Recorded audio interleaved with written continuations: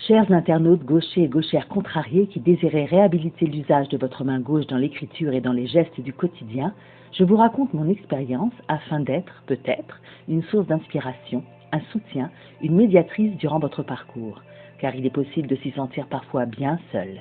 Non, vous n'êtes pas seul, je suis là. Chapitre 1. Souvenirs douloureux. Ai-je rêvé? Ai-je tout inventé? Ou mes souvenirs sont-ils bien réels? Oui, en fait, je suis comme vous. Je le sais. Je me souviens très bien. C'était la réalité. J'avais bien 6 ans environ, en cours préparatoire. La première année où l'on apprend à écrire. Ma maîtresse d'école me fait faire un test, ceux de l'époque. Comme à 3 autres de mes camarades qui utilisaient également leur main gauche pour la calligraphie. Oui, mais voilà. Moi, j'avais une latéralité croisée. Tantôt, je tapais dans le ballon du pied droit, tantôt, je saisissais une bouteille avec la main gauche. Alors, on m'a cataloguée. Fausse gauchère. Une droitière qui ne sait pas ce qu'elle veut, en somme. Jolie foutaise. Mes 3 camarades, eux, ont eu le privilège de continuer à écrire de la main gauche. Ils étaient vrais, eux.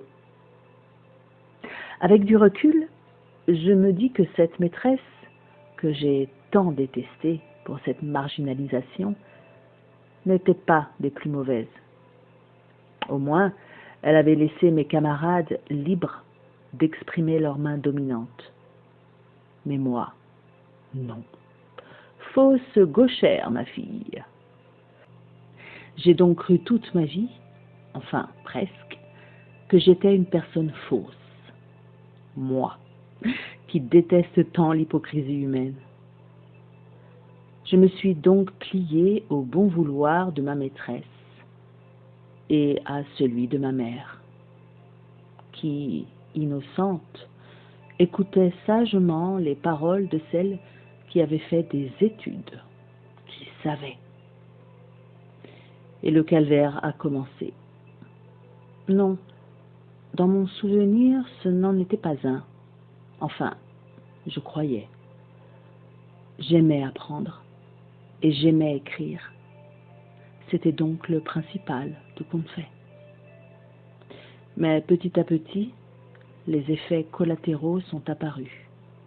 Un petit cheveu sur la langue par-ci, des tics, beaucoup de tics, par-là, des morsures de lèvres et le pire de tout, une énurésie nocturne qui dura de très longues années.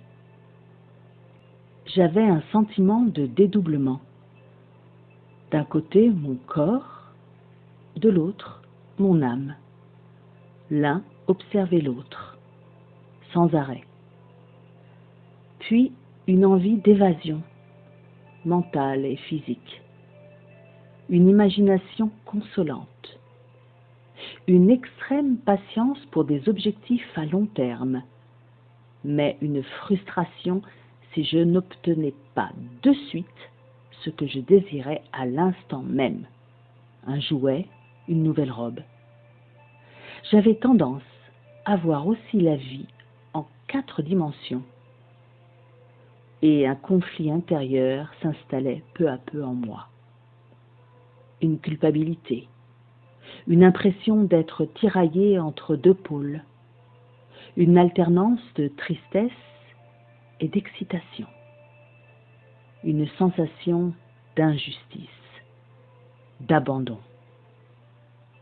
Puis vint un manque de discipline et de méthodologie, un déficit d'attention et de concentration, surtout dans la lecture.